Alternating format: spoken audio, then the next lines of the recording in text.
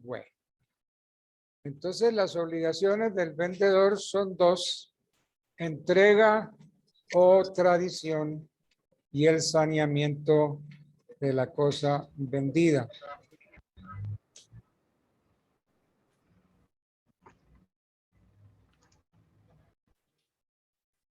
Cuando el código dice que las obligaciones se reducen a dos: entrega o tradición, ¿será que la entrega o tradición es lo mismo? No, de acuerdo. ¿Qué es la entrega y qué es la tradición?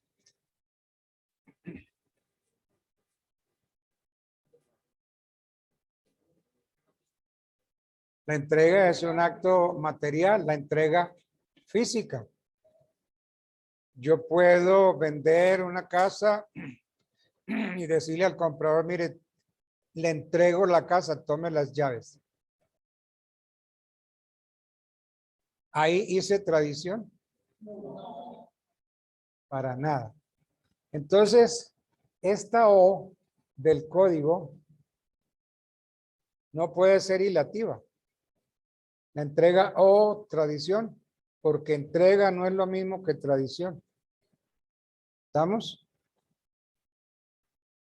La entrega es el acto físico de poner al comprador en posesión del inmueble. Le entrego las llaves.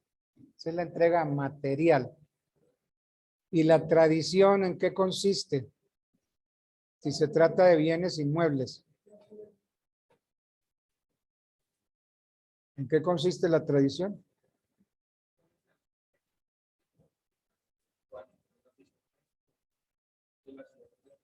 En la oficina de registro de instrumentos públicos. ¿Dónde? A la que pertenezca el inmueble. Ok. ¿Eso nos quedó clarito? Y el saneamiento de la cosa vendida. Entonces, el saneamiento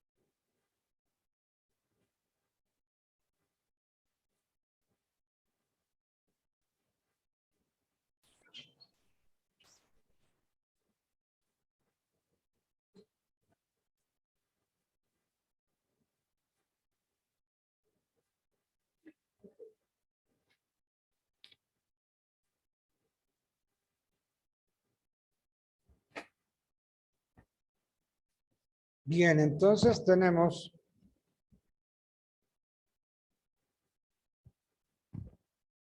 que según el artículo 1880,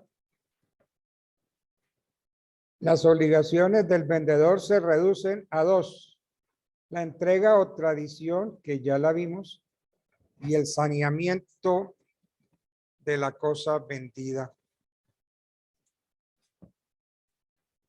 Entonces, la obligación de saneamiento comprende dos objetos: amparar al comprador en el dominio y posesión pacífica de la cosa. Entonces, la primera obligación del vendedor es el saneamiento. El saneamiento comprende dos objetos. Primero, amparar al comprador en el dominio y posesión pacífica de la cosa vendida. Y segundo, responder de los defectos ocultos de la cosa, llamado vicios redivitorios. Entonces, resumiendo, la obligación de saneamiento se divide en dos. La primera, conocida con el nombre de saneamiento por evicción. Y la segunda, saneamiento por los vicios redivitorios.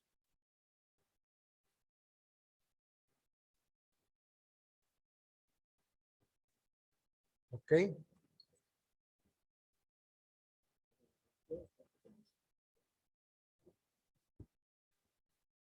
Entonces, la segunda es el saneamiento de la cosa vendida.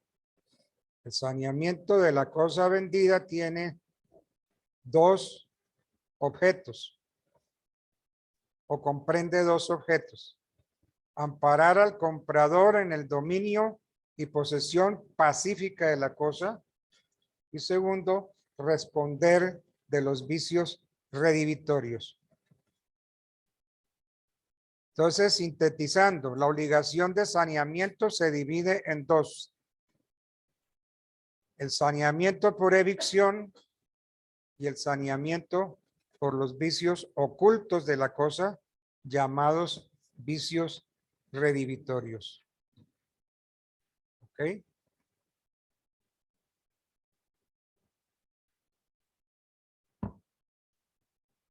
El saneamiento de la cosa vendida, ¿qué comprende?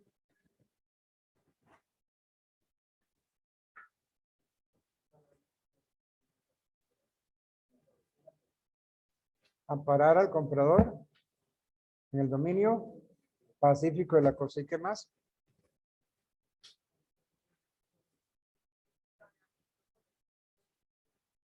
Y responder de los defectos ocultos de la cosa, llamados vicios redivitorios. La suegra no le responde a uno nunca por los vicios ocultos de la niña.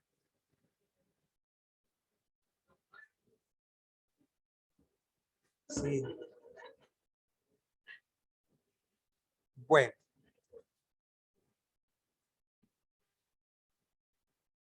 Entonces, siguiendo el lineamiento del artículo precitado, o sea, el artículo 1880 del Código Civil, puede ocurrir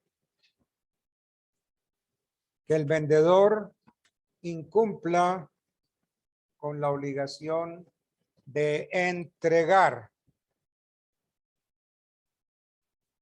Siguiendo entonces los lineamientos trazados por el artículo 1880, puede ocurrir que el vendedor incumpla con la obligación de entregar la cosa vendida y frente a este incumplimiento se presentan o se pueden presentar dos situaciones. ¿Cuáles son esas situaciones? Primera, cuando la obligación de entregar se hace imposible, cuando la obligación de entregar se hace imposible por un hecho o culpa del vendedor.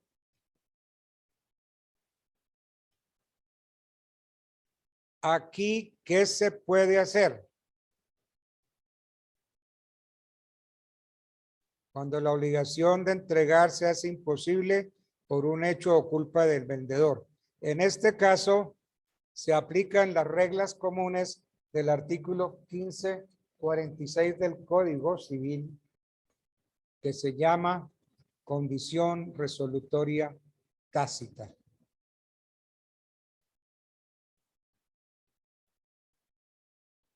Entonces, cuando la obligación de entregar se hace imposible por hecho o culpa del deudor, Entonces aplicamos aquí, acudimos al artículo 1546. Aplicamos la condición que está en ese artículo 1546, que es una condición que se llama tácita. Todo contrato tiene condición resolutoria tácita. ¿Qué dice el 1546? ¿Alguien me quiere leer, por favor?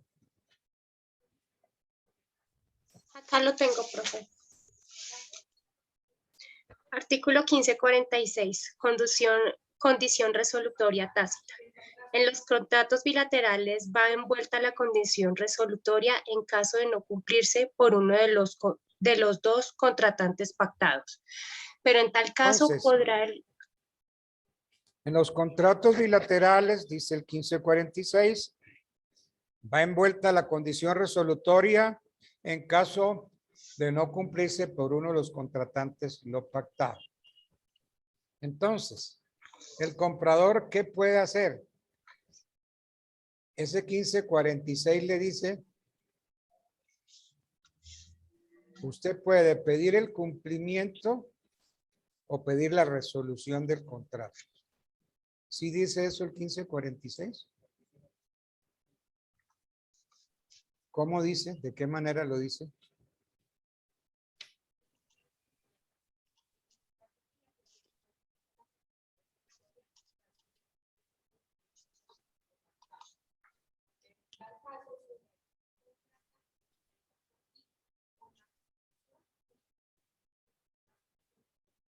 Exactamente. Entonces usted con base en el 1546, que todo contrato lo tiene, usted puede pedir, si el otro le incumplió, usted pide o la resolución o el cumplimiento con indemnización de perjuicios.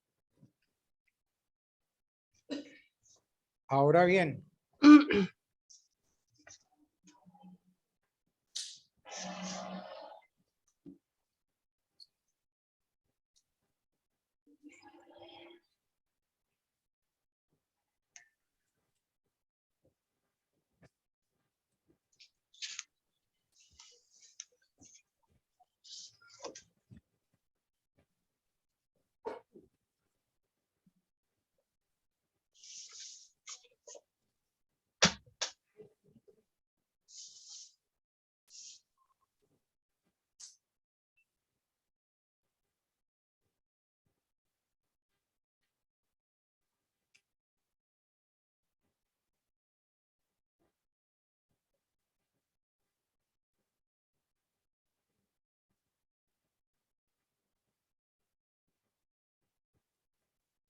este caso poquito.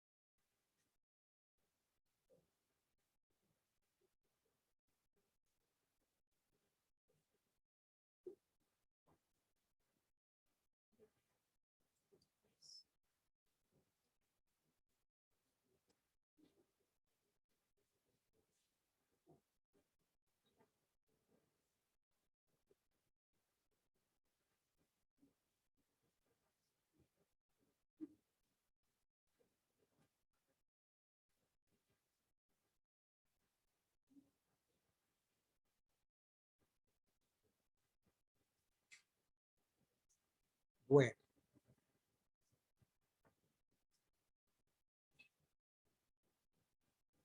Cuando el vendedor no puede cumplir con la entrega de la cosa vendida por estar frente a una imposibilidad proveniente de fuerza mayor o de caso fortuito, este no es responsable de su incumplimiento, demostrando los eximentes de responsabilidad mencionados.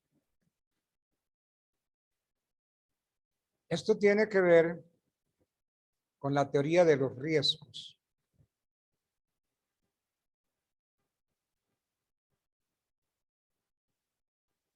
La teoría de los riesgos está íntimamente ligada a una causa de extinción de las obligaciones.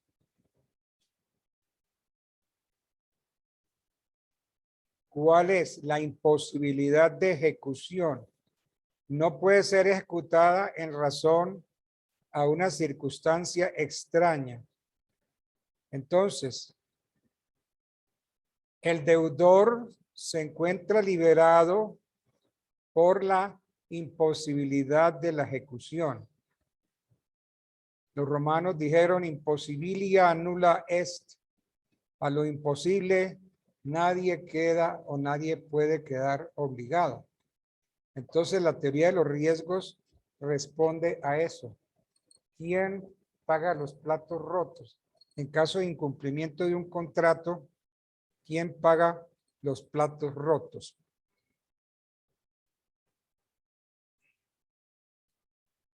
¿Qué dice el artículo 1604 del Código Civil?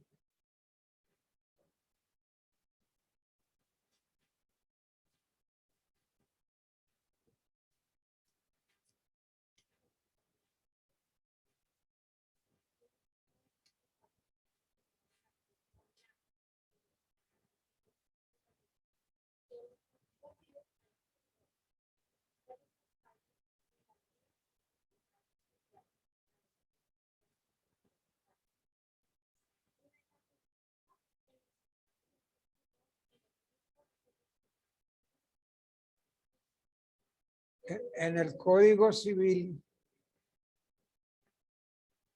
hay un culpómetro. Hay un culpómetro.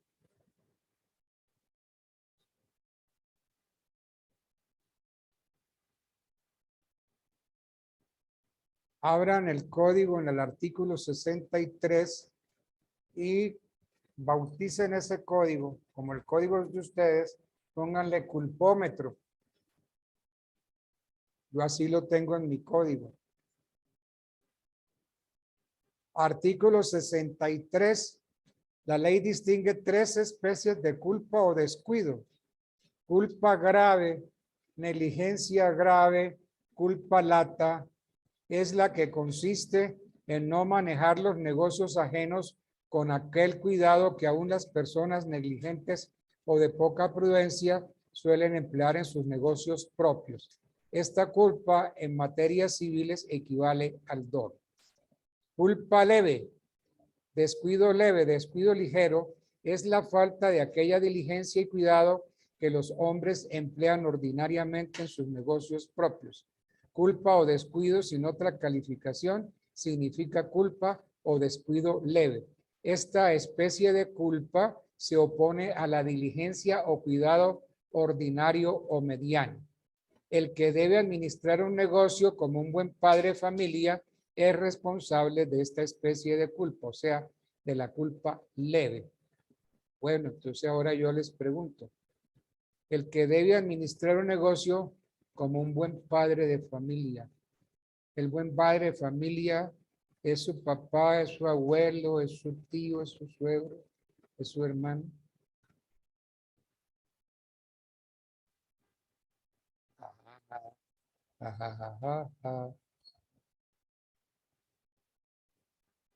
Repito otra vez, 63 dice, después de definir qué es culpa leve, descuido ligero, dice, el que debe administrar un negocio como un buen padre de familia es responsable de esta especie de culpa. Les cuento que a mí me costó mucho saber o desentrañar quién es el buen padre de familia. ¿Quién es el buen padre de familia? Le pongo un 5 ya de por vida.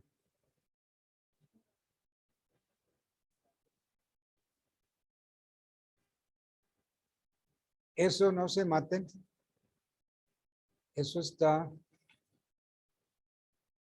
en la obra de responsabilidad civil de los hermanos Massó. Creo que es la responsabilidad de Tunk Massó. de los hermanos Mazo. ¿Cuál es el buen padre de familia? El buen padre de familia es cualquier hijo siervo de la gleba que está por allá. Cójalo, tráigalo aquí, póngalo en las mismas condiciones de modo, tiempo y lugar.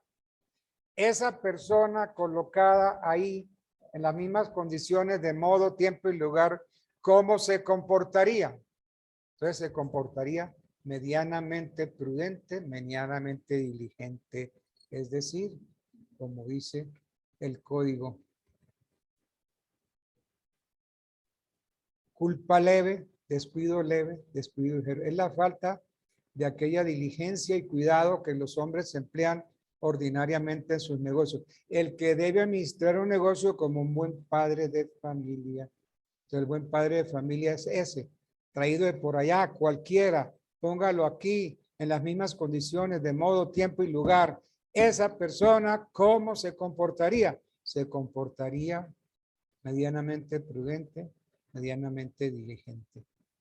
Eso no lo busquen, ningún autor lo tiene, ninguno se los garantizo.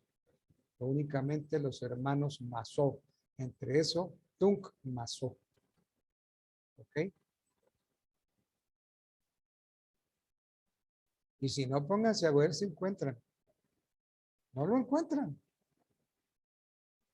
Los Mazo son los únicos que hablaron. Creo que es Tunk Mazo porque Jan, son Tunk Henry y Jan Mazo. Bueno, entonces ese es el buen padre de familia. Cualquier hijo siervo de la gleba, colocado en las mismas condiciones de modo, tiempo y lugar, esa persona, ¿cómo se comportaría? Medianamente prudente y diligente. O sea, aquel que no incurre en culpa leve, que es la falta de aquella diligencia y cuidado que los hombres emplean ordinariamente en sus negocios propios. Bueno. Entonces, de conformidad con el artículo 1604 del Código, el deudor no es responsable del caso fortuito, salvo algunas excepciones. El deudor no es responsable. Cuando el caso fortuito es imputable al deudor, cuando el caso fortuito proviene de la culpa del deudor, cuando ha sucedido durante la mora del deudor y de haber cumplido oportunamente sus obligaciones no se hubiera presentado. Y tercero, cuando el deudor se ha hecho responsable. Entonces, el caso fortuito, ¿cuándo es imputable al deudor? Primero, cuando el caso fortuito proviene de la culpa del deudor. Segundo, cuando ha sucedido durante la mora del deudor. Y tercero, cuando el deudor se ha hecho responsable del caso fortuito. ¿Eso les quedó clarito? ¿O lo repetimos lento y reposado? ¿Sí?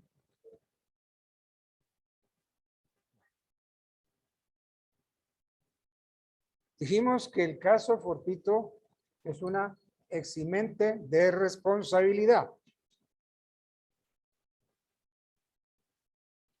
Sin embargo, hay circunstancias en que el caso fortuito es imputable al deudor. Entonces, la regla general es que el deudor no responde del caso fortuito. Tiene excepciones.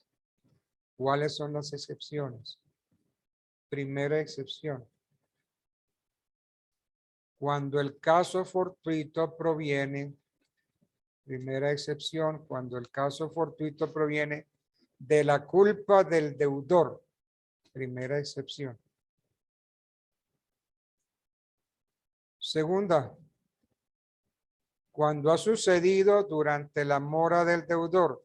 Cuando el caso fortuito ha sucedido durante la mora del deudor. Y tercero, cuando el deudor se haya hecho responsable del caso fortuito. ¿Ok?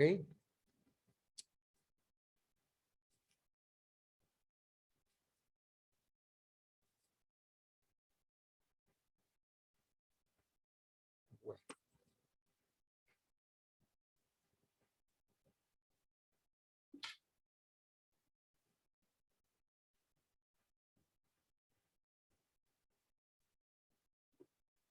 ¿Susana? Bueno, ok, gracias. Bueno.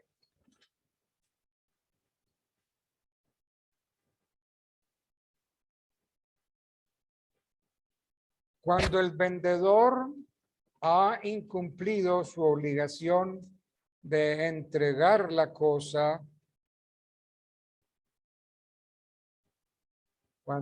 si el vendedor incumple con su obligación de entregar la cosa, debe responder tanto por los frutos como por los daños y perjuicios causados al comprador. Si el vendedor ha incumplido con su obligación de entregar la cosa, debe responder por los frutos, por los daños y perjuicios causados al comprador.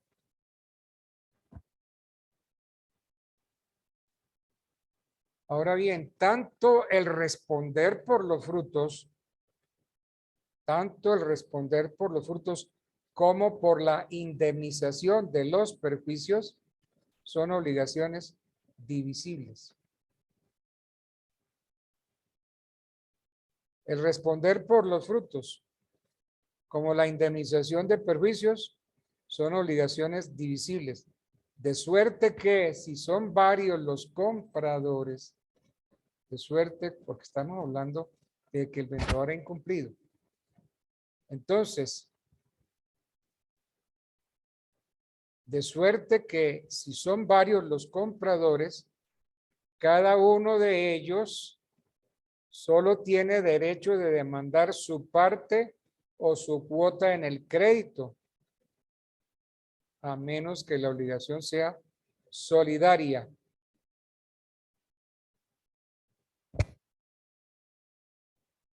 ¿Ok?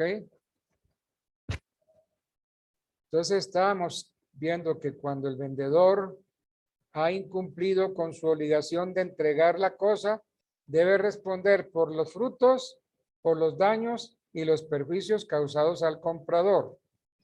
Dijimos que tanto el responder por los frutos como por la indemnización de los perjuicios son obligaciones divisibles, de suerte que si son varios los compradores, cada uno de ellos solo tiene derecho de demandar su parte o su cuota en el crédito, a menos que la obligación sea solidaria. La obligación de indemnizar los perjuicios emana siempre de la culpa del vendedor. La obligación de indemnizar los perjuicios emana siempre de la culpa del vendedor.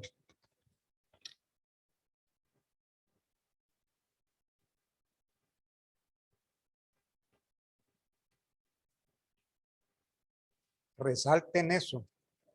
La obligación de indemnizar los perjuicios emana siempre de la culpa del vendedor. La de restituir los frutos o pagarlos surge de la mora en entregar lo vendido. Entonces son dos reglitas muy claritas. La obligación de indemnizar los perjuicios, siempre la culpa es del vendedor, emana siempre de la culpa del vendedor. Y la de restituir los frutos o pagarlos surge es de la mora en entregar lo vendido. Bueno.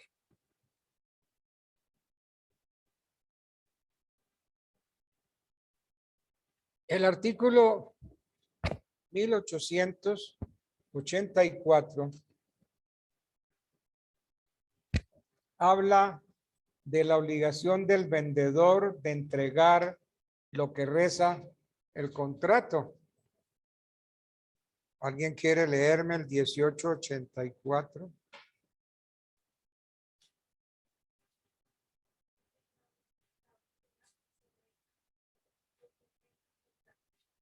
Lo que reza el contrato. El vendedor es obligado a entregar lo que reza el contrato, dice el artículo 1884. Y el artículo 1885, que tiene que ver con las vacas, ¿qué dice?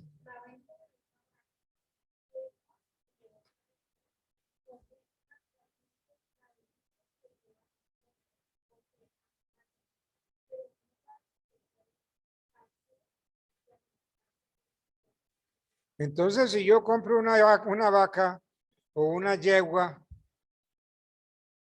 que está embarazada, entonces el dueño de la vaca, el dueño de la yegua no me puede decir, mire, usted me compró la vaca, usted me compró la yegua, pero el ternerito es mío. El animalito que está esperando la yegua es mío, ¿no? La venta de una vaca, yegua u otra hembra comprende naturalmente la del hijo que lleva en el vientre o que amamanta.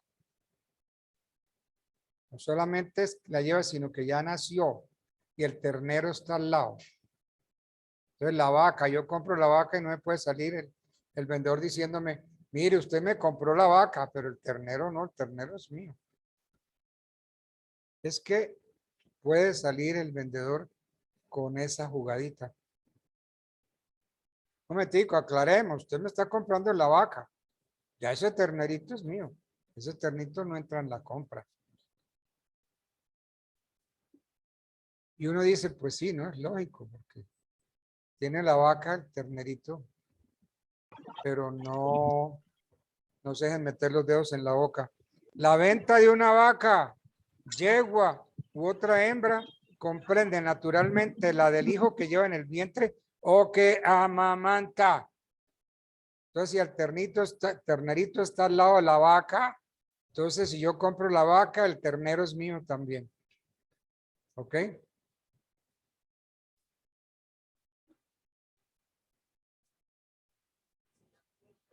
Es que a veces le venden a uno unas lógicas que para el derecho no es lógico.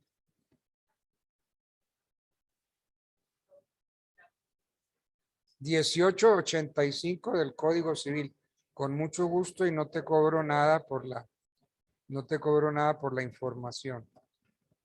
La venta de una vaca, yegua u otra hembra. ¿Como cuál, por ejemplo? ¿Como cuál otra? Comprende naturalmente la del hijo que lleva en el vientre o que amamanta. Entonces no me vengan con el cuento de que es que yo le vendí la vaca y que el ternero no está incluido en la venta porque ese ternero es mío. La vaca sí lleva, el ternero es mío. Si el ternero está amamantando, si el ternero todavía come de la vaca, entonces sí va metida en la venta. Pero no la del que puede pacer y alimentarse por sí solo. Bueno.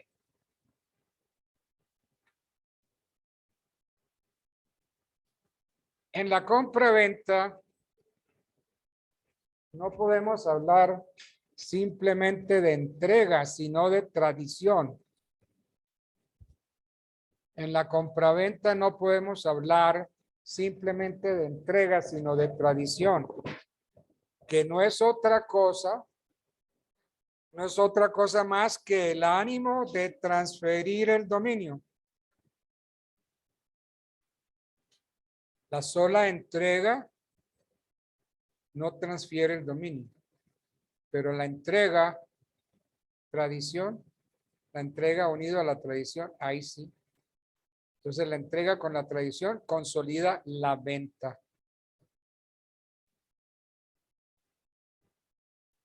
Entonces, cuando hay tradición, Cuando se registra el título en la Oficina de Registro de Instrumentos Públicos a la que pertenece el bien inmueble. Perfecto. En el contrato de compra-venta debe estipularse claramente lo relacionado con la entrega de la cosa. Repito, en el contrato de compra-venta debe estipularse claramente todo lo relacionado con la entrega de la cosa. La entrega comprende estos aspectos. Primer aspecto que comprende la entrega. Primero, ¿qué se debe entregar?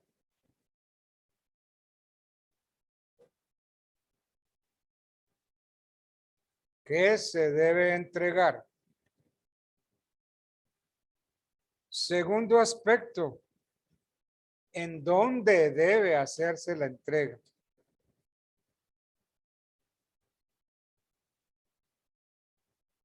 Y tercero, ¿cuándo debe hacerse la entrega?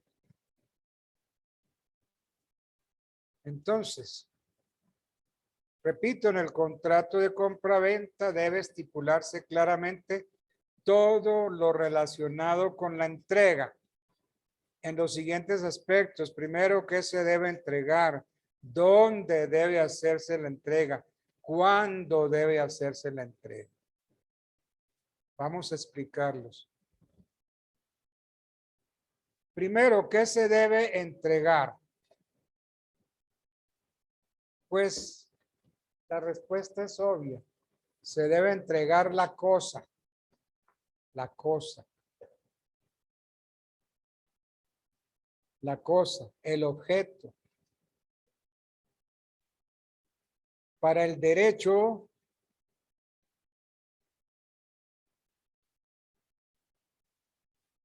cuando hablamos de cosa, pensamos en aquellas que son susceptibles de apropiación y de valoración económica. Porque una piedra es una cosa. Susceptible de apropiación, sí, pero valoración económica, no. Entonces, ¿qué se debe entregar? Se debe entregar el bien. El bien. Porque cosa en derecho, nos interesa es bien, el bien. La cosa es el objeto estipulado en el contrato y debe comprender todos los accesorios que integran el bien, que integran la cosa, según la naturaleza de la cosa. Y debe estar en el mismo estado en que se encontraba en el momento de la celebración del contrato. Yo compro un automóvil. Lo compré ahí parado. Incluso me dijeron que lo caminara. Le di una vuelta, lo subí por la montaña, lo bajé. Y después me entregan el carro sin llantas.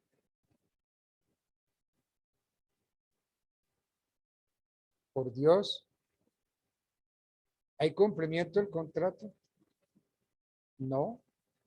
No, porque para el momento de la venta, ese automóvil tenía sus 4 llantas, más aún hasta la llanta de repuesto.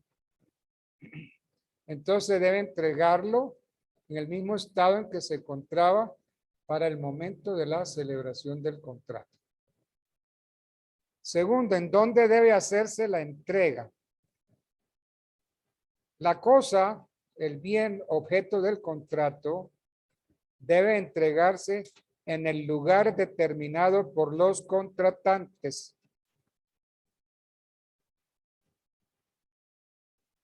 Si no se ha estipulado el lugar de la entrega, se entiende entonces que el lugar de la entrega será aquel en el cual existía la cosa para el momento de la celebración del contrato.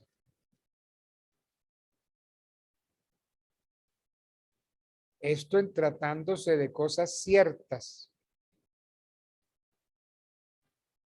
En los demás casos se entenderá realizarse la entrega en el domicilio del vendedor.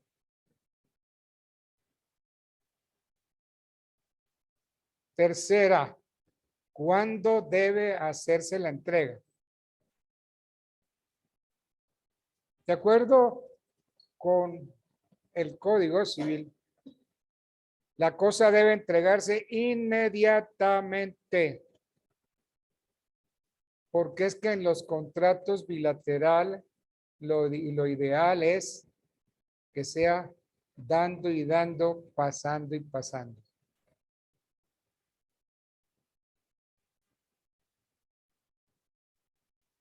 Dando y dando, pasando y pasando. Entonces, si el vendedor no cumple con su obligación en el término establecido, su conducta da derecho para que el comprador ejercite lo que se llama la acción resolutoria. Acción resolutoria. Claro, se puede ejercer la acción resolutoria siempre y cuando el comprador haya pagado el precio y haya cumplido con las demás obligaciones. Entonces, la fecha estipulada es importantísima. ¿Por qué? Porque es el punto de partida para la mora.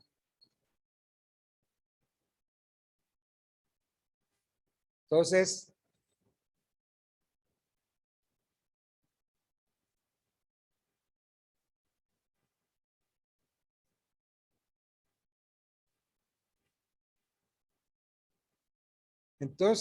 la fecha es importante, la fecha estipulada es importante para hablar de la mora.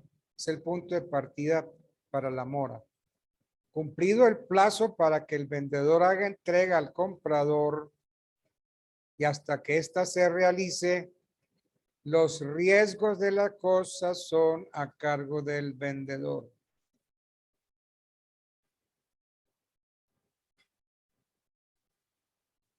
Si no se ha estipulado plazo para la entrega, incluso para el pago, si no se ha estipulado plazo para la entrega y para el pago, se entiende que el contrato es puro y simple.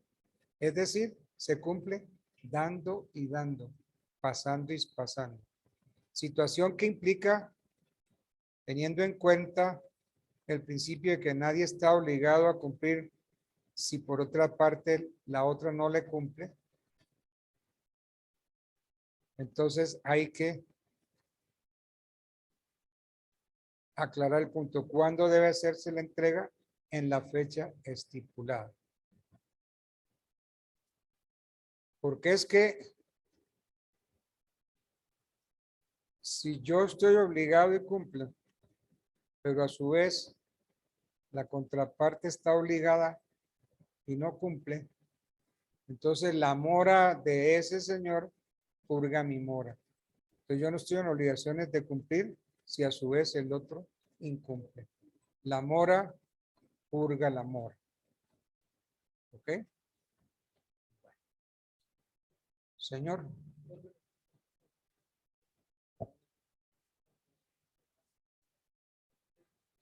¿Cuándo debe hacerse la entrega? Sí. Bueno, ya vamos a explicarlo otra vez. La pregunta es, ¿cuándo debe hacerse la entrega? Esa es la pregunta. La cosa debe entregarse, ya lo dijimos, inmediatamente. ¿Por qué? Porque en los contratos bilaterales lo ideal es que se deba cumplir inmediatamente, es decir, como se dice en el argot, dando y dando, pasando y pasando. La entrega debe hacerse en la fecha estipulada por los contratantes. Y si el vendedor no cumple con su obligación en dicho término, su conducta da derecho para que el otro ejercite la acción resolutoria Entonces la fecha estipulada, ya lo habíamos dicho, es el punto de partida para la mora.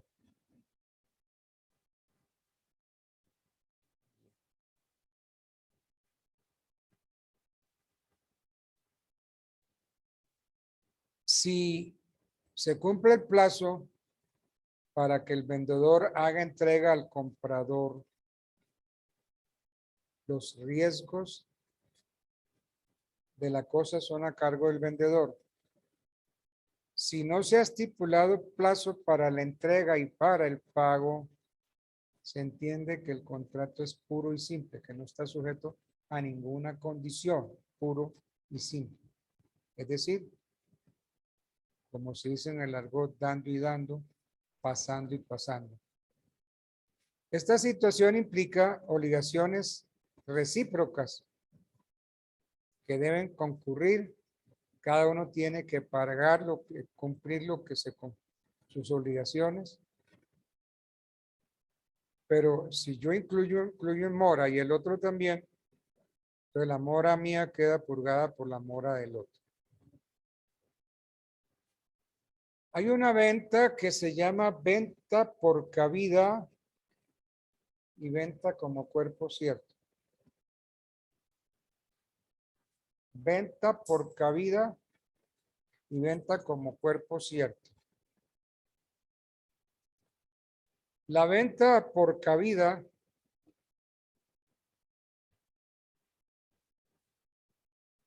y la venta como cuerpo cierto se presenta en bienes urbanos y rústicos.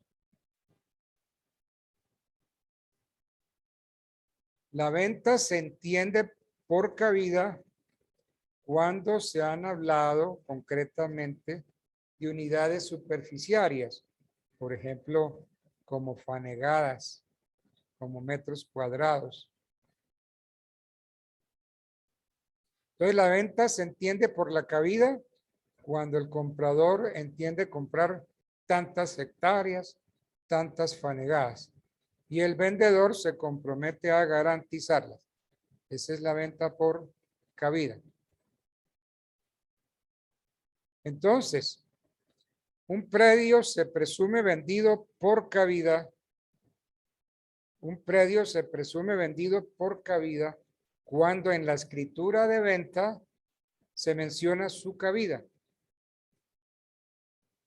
y el precio se ajusta teniendo en cuenta la cabida, es decir, tantas hectáreas, tantas fanegadas, tantos metros cuadrados.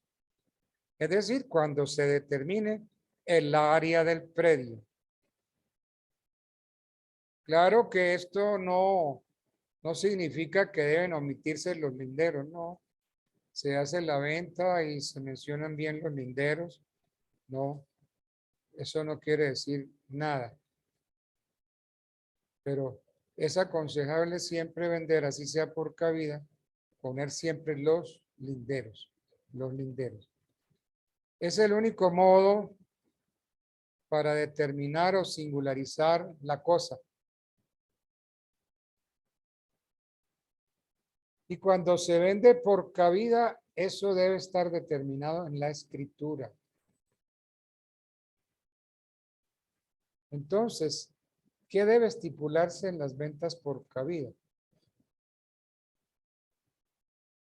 Pues en las ventas por cabida debe estipularse la unidad superficiaria que sirve de medida a la cabida total. Por ejemplo, tantas hectáreas, tantas fanegadas, tantos metros cuadrados. Se habló entonces de la unidad superficiaria y entonces se habla del precio. El inmueble tenía tantas hectáreas, tantas fanegadas, tantos metros cuadrados y entonces se habla del precio de la hectárea, del precio de la fanegada, del metro cuadrado. Ahora bien, para que haya venta por cabida, es indiferente que se exprese la cabida total o la cabida por porciones.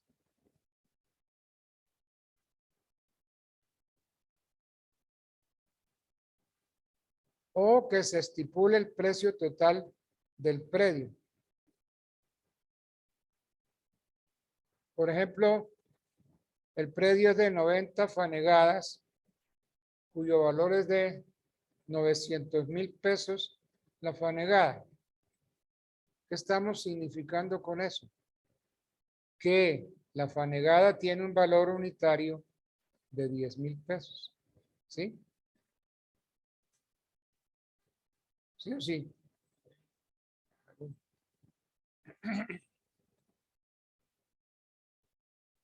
Bueno. Entonces, 90 fanegadas cuyo valor es 900,000 pesos, significa que la fanegada tiene un valor unitario de 10,000. Porque 90 por 10,000 da 900,000. Bien, cumplimiento de la obligación de entregar la venta por cabida.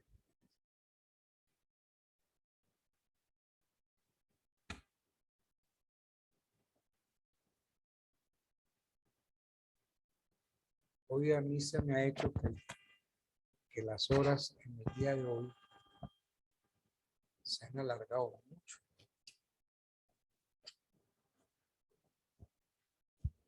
Yo estoy parado en la funeraria pendiente para meter el carro ahí en el parqueadero. Era un cuarto para las 5 y dije, bueno, ya a las 5 guardo el carro. Espere y espere y espere. Y esos 15 minutos nada que pasaba. Espere y espere. Y viste que nada que pasaría. Entonces una vez lo guardé. Pero hoy ya ha sido lento.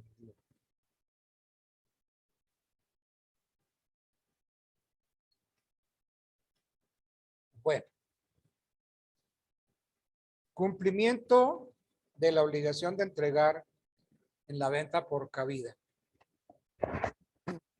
El vendedor cumple con la obligación de entregar cuando materialmente hace entrega al comprador de la cabida estipulada. El vendedor cumple con la obligación de entregar cuando materialmente hace entrega al comprador de la totalidad de la cabida estipulada. Pero puede ser que la cabida resulte menor, puede ser que la cabida resulte mayor. Miremos el caso cuando la cabida es menor. En este evento, cuando la cabida es menor, si al vendedor le es posible completar las unidades superficiarias que resultan de menos, y estas unidades que faltan son superiores a la 10ª parte de la cabida total, el comprador tendrá las siguientes opciones. Repito, estamos viendo el cumplimiento de la obligación de entregar en la venta por cabidas.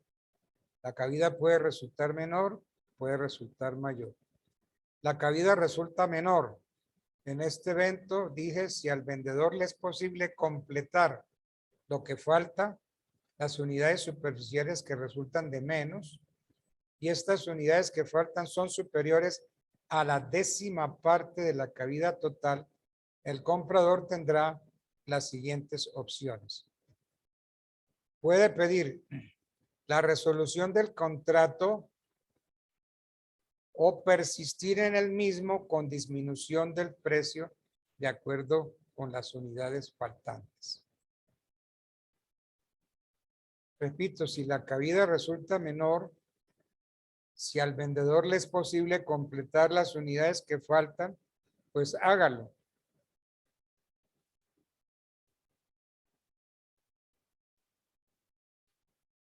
Pero si las unidades que faltan son superiores a la 10ª parte de la cabida total, el comprador tiene las siguientes opciones.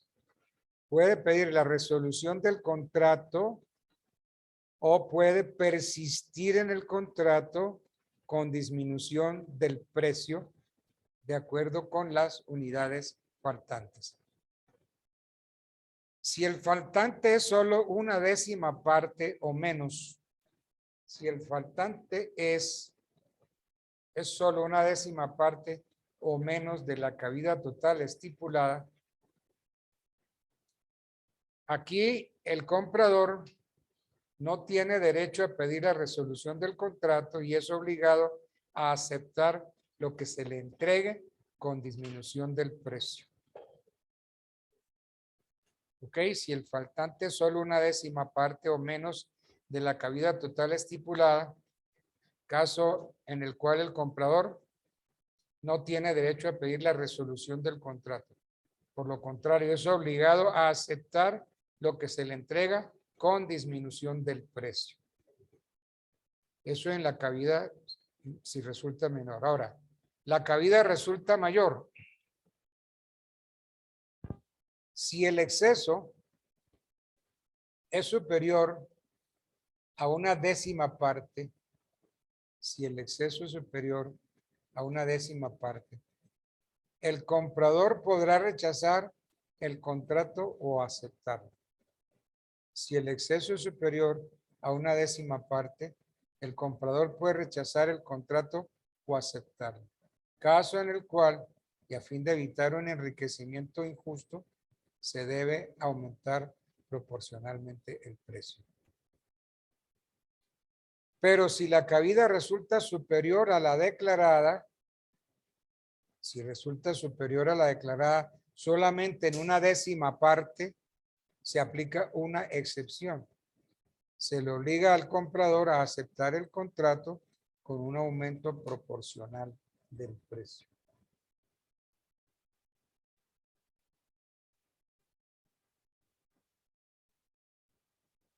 Hay muchos libros de compraventa y permuta. Todo esto que estamos diciendo sale del mejor libro de compraventa y permuta que hay en derecho colombiano, que es de Álvaro Pérez Vives. Búsquenlo. Si lo pueden comprar, cómprenlo. Y si no, búsquenlo en las bibliotecas. Es el mejor libro que hay. Hay un montón de libros de compraventa y permuta. Pero este, señor, por Dios.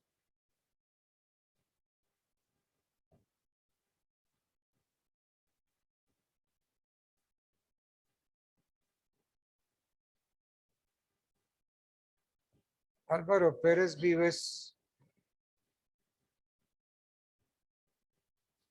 fue su familia, él, vecinos míos en Barranquilla.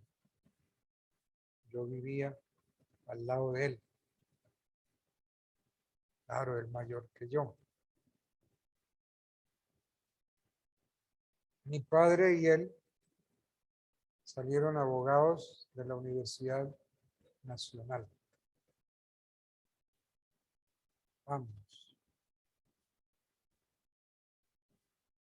Mi padre se dedicó al derecho tributario. Qué pesar. Desperdiciar una inteligencia como esa en el derecho tributario. Y el compañero de él, el maestro Pérez Vives, salió un civilista de mierda. Cuando salió, pues al poquito era juez, magistrado del Tribunal Superior de Barranquilla,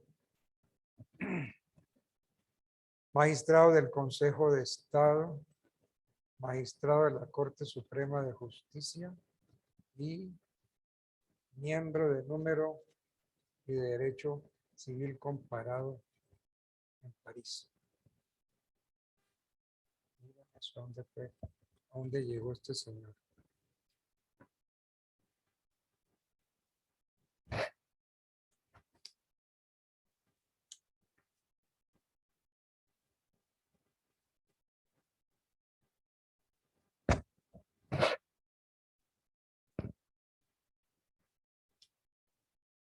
No está el currículum vitae de la que. En todo caso fue expresidente de la Sala de Casación Civil de la Corte Suprema de Justicia, catedrático de Derecho Civil en la Universidad Nacional, en la Universidad Libre.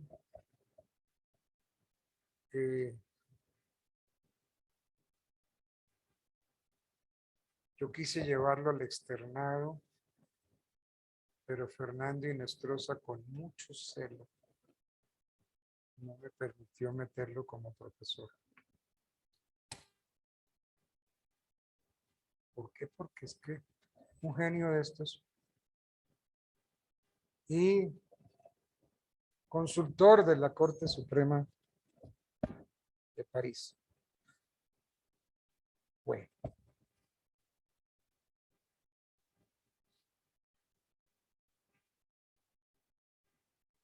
Las conferencias que dictaba en Francia, las dictaba en francés. Es que genio como ese no hay. No vuelve a ver. No, no se vuelve a ver. Bueno. Entonces, si la cabida resulta mayor, si el exceso es superior a una décima parte, el comprador podrá rechazar el contrato o aceptarlo. En este caso, y a fin de evitar un enriquecimiento, debe aumentar proporcionalmente el precio. Pero si la cabida resulta ser superior a la declarada, solamente en una décima parte o menos, se aplica una excepción, porque se le obliga al comprador a aceptar el contrato con un aumento proporcional del precio. ¿Qué pasó?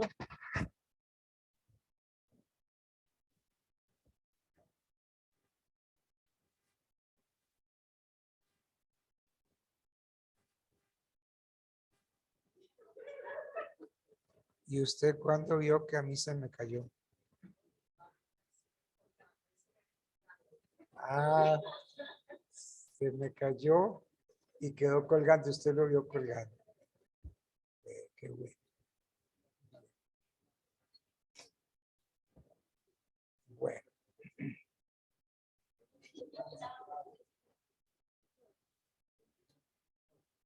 Pero increíble.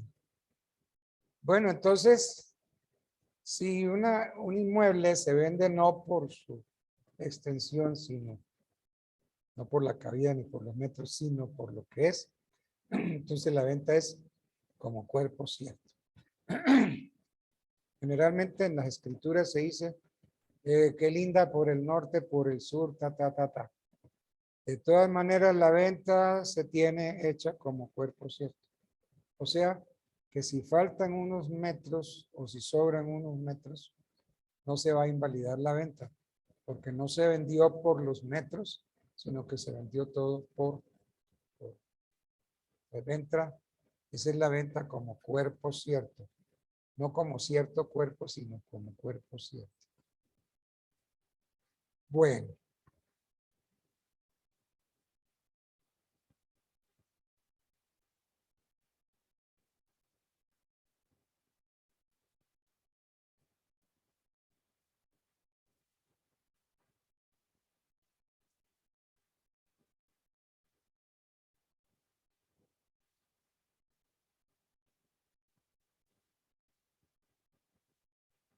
En la venta comercial, los vicios redimitorios tienen otro tratamiento.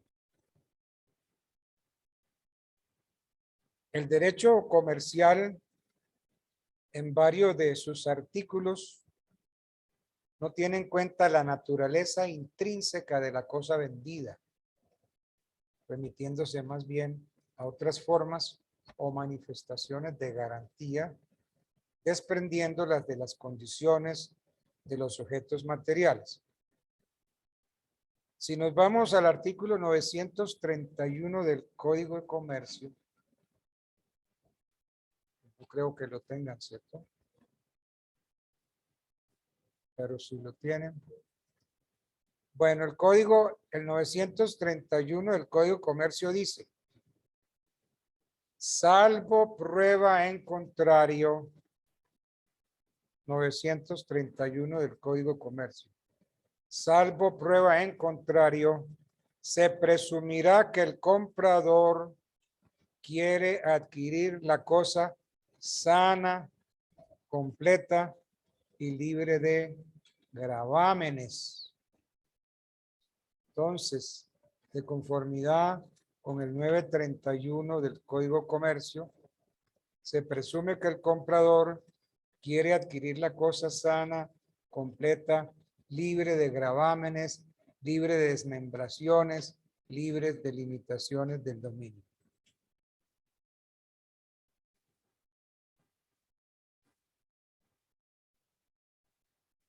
Si el comprador, dentro de los 4 días siguientes a la entrega o dentro del plazo estipulado en el contrato, alega que la cosa vendida presenta defectos de calidad, de cantidad, entonces la controversia se somete a árbitros, a la decisión de peritos. Y estos van a dictaminar sobre si los defectos de la cosa afectan notablemente su calidad o la hacen desmerecer en forma tal que no sea de recibo o que lo sea, pero por un precio inferior.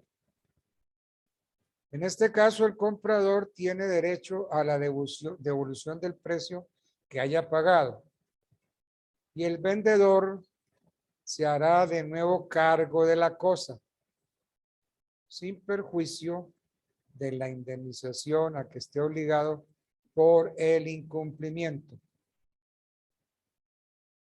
Y si no hay forma de pago, entonces toca ir a un proceso. Entonces se irá a un proceso verbal.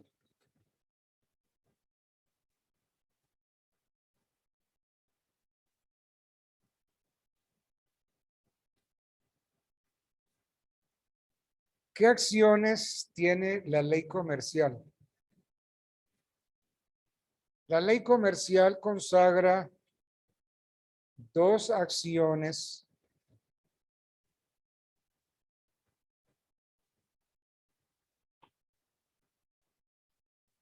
La ley comercial consagra 2 acciones derivadas de la obligación de saneamiento en favor del comprador. ¿Cuáles son esas 2 acciones? La acción resolutoria y la acción estimatoria. Pueden poner ahí, estimatoria, pongan entre paréntesis, rebaja del precio. Entonces, repitiendo, ¿qué acciones tiene la ley comercial? La ley comercial consagra 2 acciones derivadas de la obligación de saneamiento en favor del comprador. La resolutoria y la estimatoria o de rebaja del precio con la indemnización de perjuicios. El Código de Comercio impropiamente habla de resolución de la venta. El Código de Comercio impropiamente habla de la resolución de la venta cuando debía referirse era a la rescisión del contrato.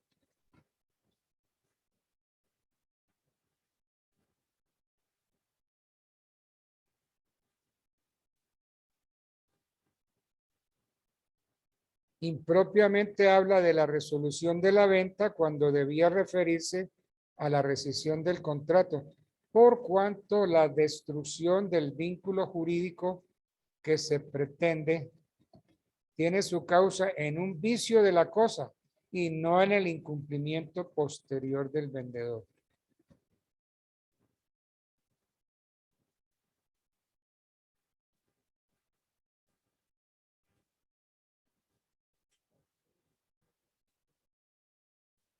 ¿sí?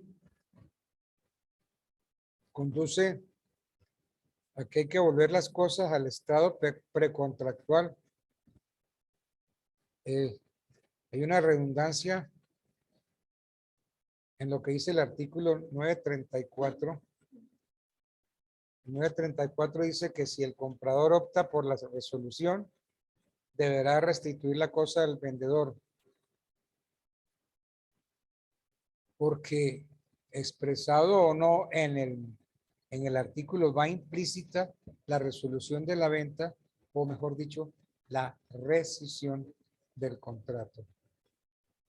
Y obvio, opera la misma prescripción de 4 días contados a partir de la cosa.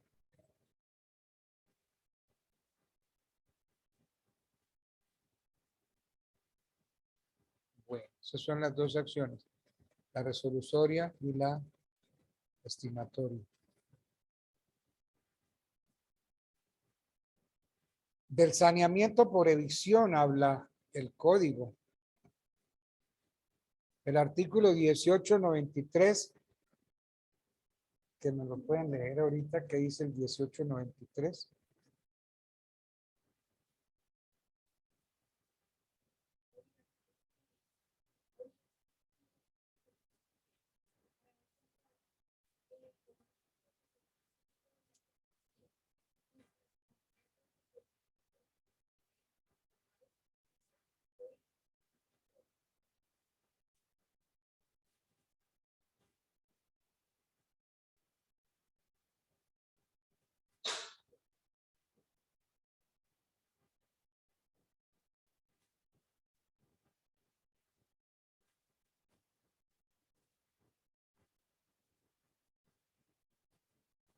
Bueno, entonces el 1893 habla de la obligación del vendedor de amparar al comprador en el dominio y en la posesión pacífica y responder por los vicios redivitorios. Eso es el saneamiento por evicción de que trata el 1893. Pero preguntémonos, ¿cuándo hay evicción de la cosa vendida?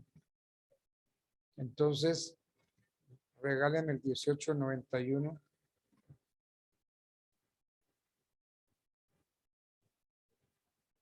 $1891, sí.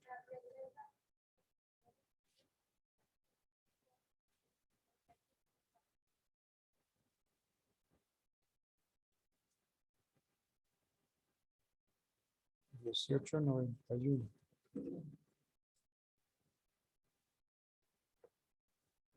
$1891.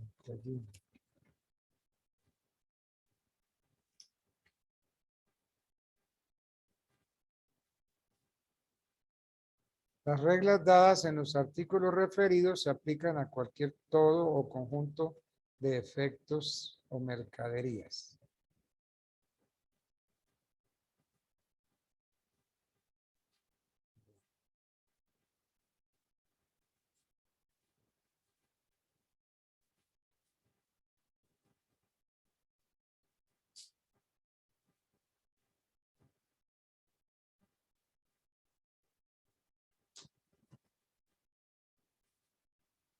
Entonces, mirando estos dos artículos, 1893, 1891, podemos ubicar al vendedor frente a dos obligaciones. La primera, que pertenece a las obligaciones de hacer, porque el vendedor está obligado a asistir judicialmente al comprador frente a un posible pleito que le inicie un tercero ante un posible pleito. Y la segunda obligación del vendedor va desde el momento en que el juez ha proferido sentencia hasta la ejecución de la misma. ¿Y qué dice el 1895 del Código Civil?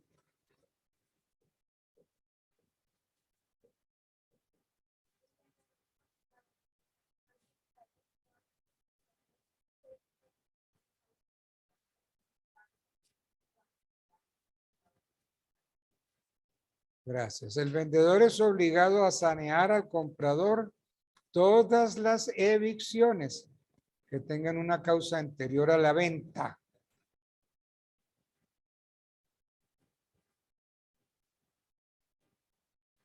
Entonces, de conformidad con el 1895, el vendedor solamente es obligado a sanear al comprador todas las evicciones que resulten de la cosa vendida, siempre y cuando dichas evicciones tengan una causa anterior a la venta, salvo que se haya estipulado lo contrario.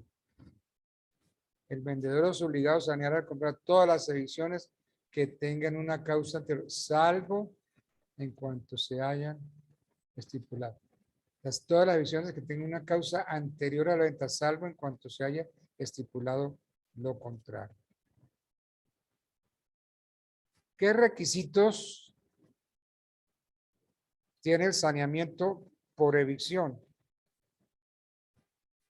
Después de leer estos artículos, especialmente el 1895.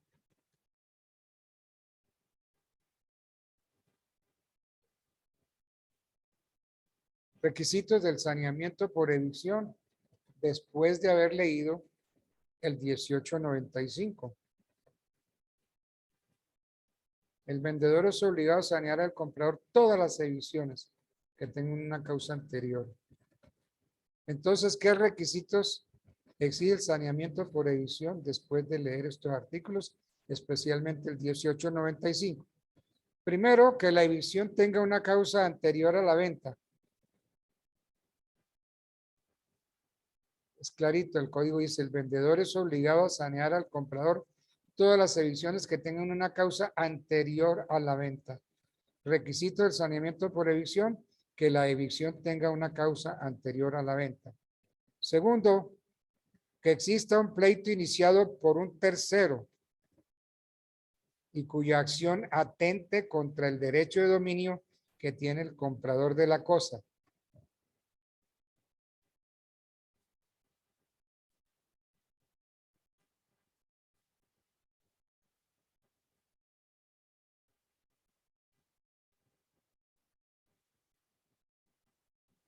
Entonces, requisito del saneamiento por evicción, que la evicción tenga una causa anterior a la venta.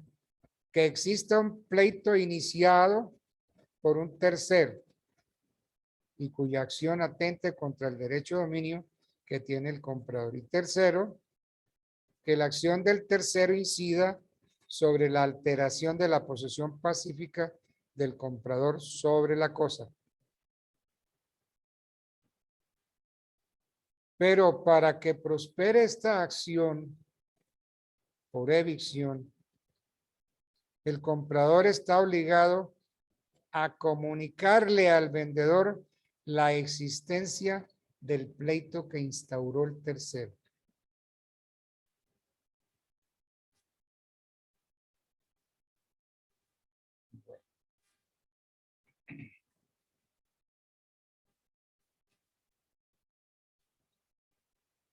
¿Qué comprende el saneamiento por evicción?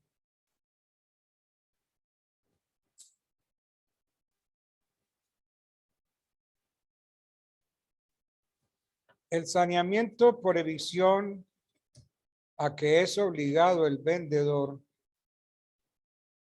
La pregunta es, ¿qué comprende el saneamiento por evicción?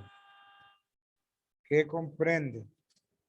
Entonces, el saneamiento por evicción a que es obligado el vendedor comprende, primero, la restitución del precio.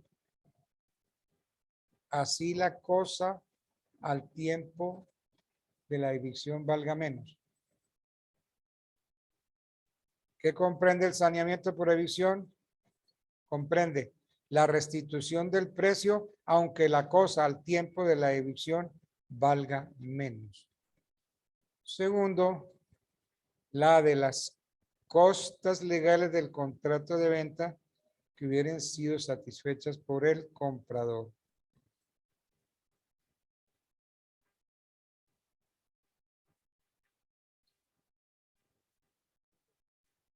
¿Qué comprende el saneamiento? Como 4 o 5 cosas. Vamos. Primero, la restitución del precio. Segundo, la de las costas legales del contrato de compraventa. Tercero, la del valor de los frutos que el comprador hubiera sido obligado a restituir.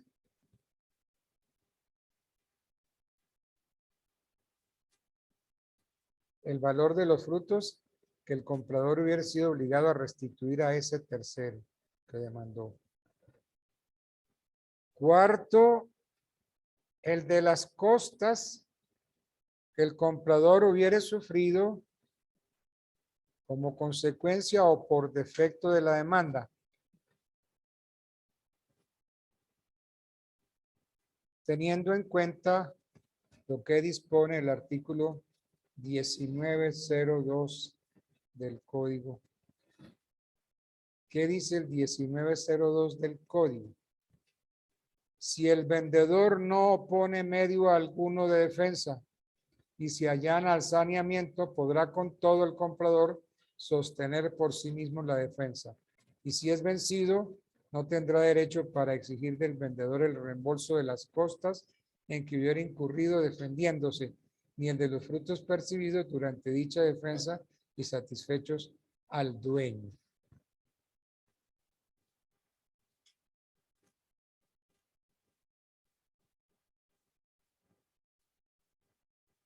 Bueno. El de las costas que el comprador hubiere sufrido a consecuencia o por defecto de la demanda, teniendo en cuenta lo que reza el artículo 1902 del Código que ya lo leímos. Quinto, el del aumento del valor de la cosa evicta. Del aumento del valor de la cosa evicta que ésta haya adquirido en poder del comprador, así sea por causas naturales o por el mero transcurso del tiempo. El aumento del valor de la cosa.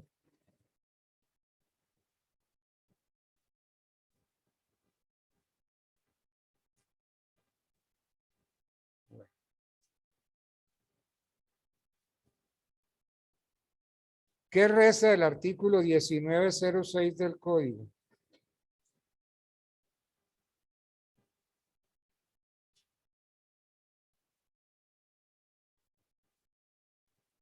El vendedor será obligado, ¿qué dice el 1906?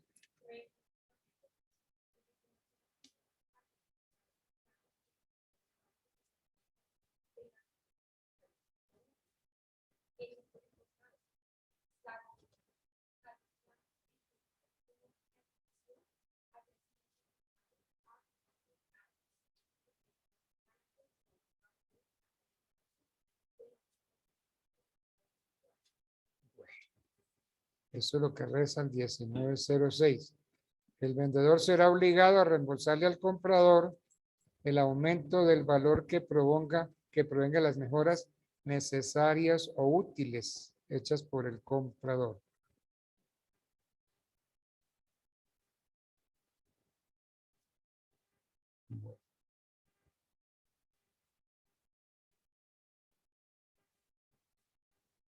¿La acción por evicción sufre alguna prescripción? Miremos a ver, yo creo que sí. Prescripción de la acción por evicción. ¿Qué dice el artículo 1913 del Código Civil?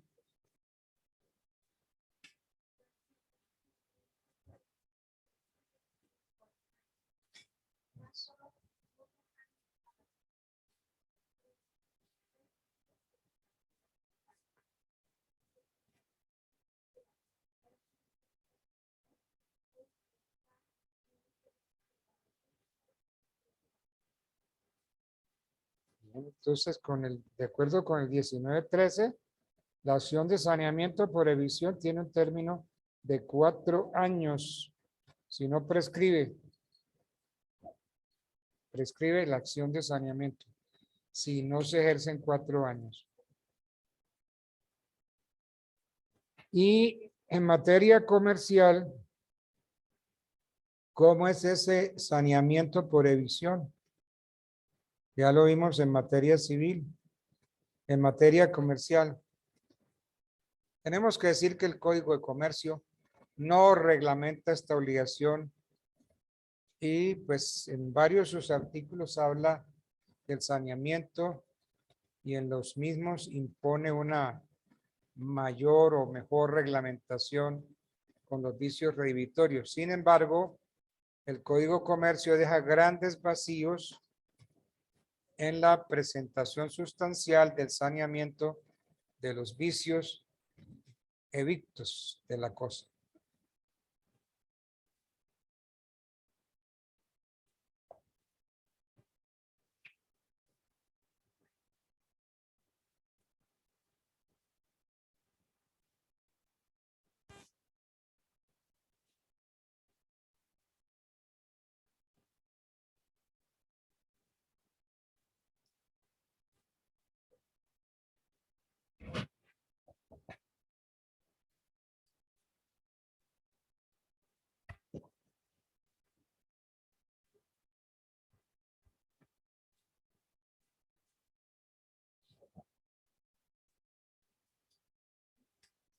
¿Faltan cuánto?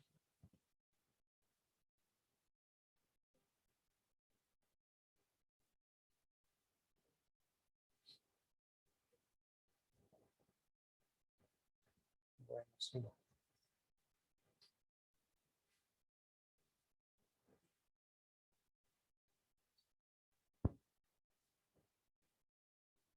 Mañana sigue siendo presencial, ¿no? Lunes, martes, miércoles y jueves. Hoy es martes.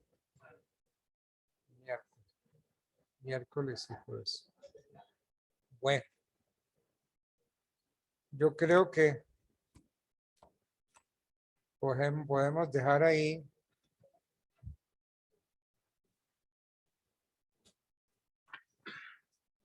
para quedar en las obligaciones del comprador. Pero todos tienen el nombre, ¿cierto?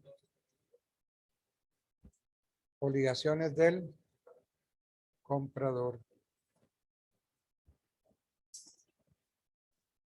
Busquen el librito de compraventa y permuta de Álvaro Pérez Vives.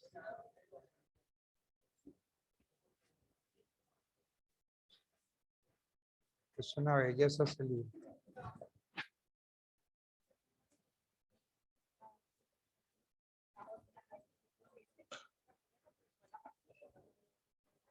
Tú eres muy juicioso. Pero ahí está tu nombre, ¿cierto? Sí.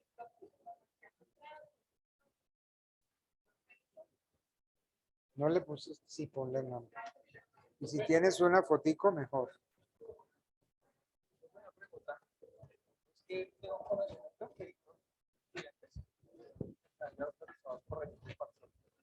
Para la virtualidad. Ellos ya me enviaron el soporte y si tienen el soporte de rechazo contra la autorización. Entonces, ¿cómo hacemos con ellos para el examen? ¿Será que se los puedo traer mañana? O sea, que me lo envíen y yo le imprimo y se lo traigo mañana de ellos.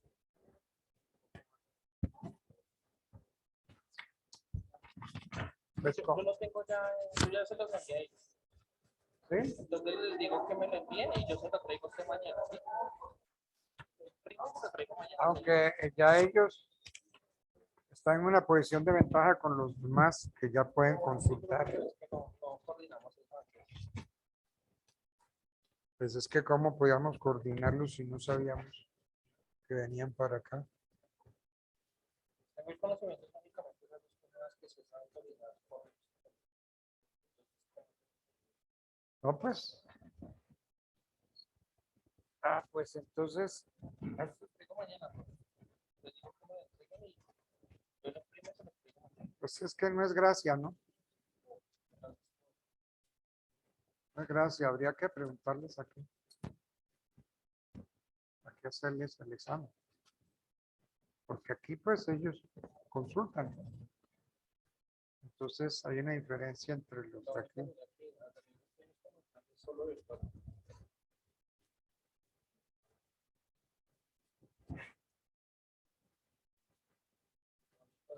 virtual, pero es que el examen no es para los que estén virtuales, sino para los que vengan presencialmente.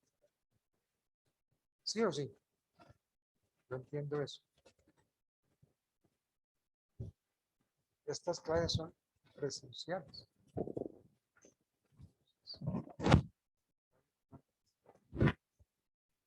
¿Y muchos de esos están virtuales? No, eso no es- o sea, hay dos que sí están autorizados por la universidad. Pero el control sí les dio la autorización. Sí, pero los que están virtuales no, porque es que las cuestiones sí vienen aquí personalmente.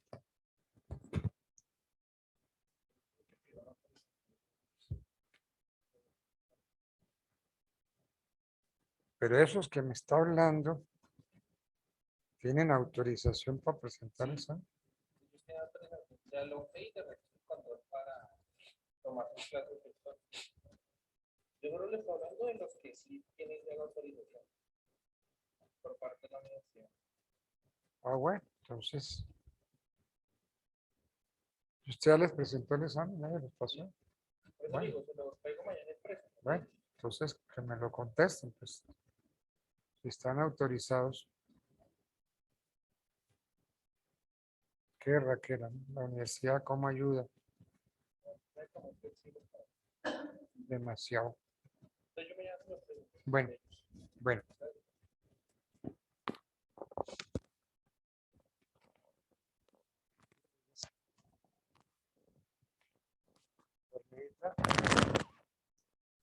Cansada.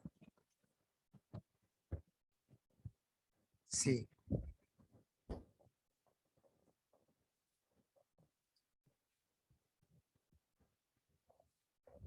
Yo voy saliendo de una vez.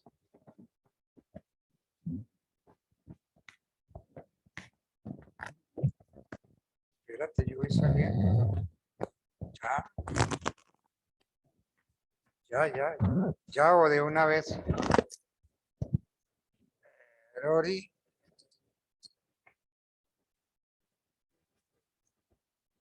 Y dejamos esto.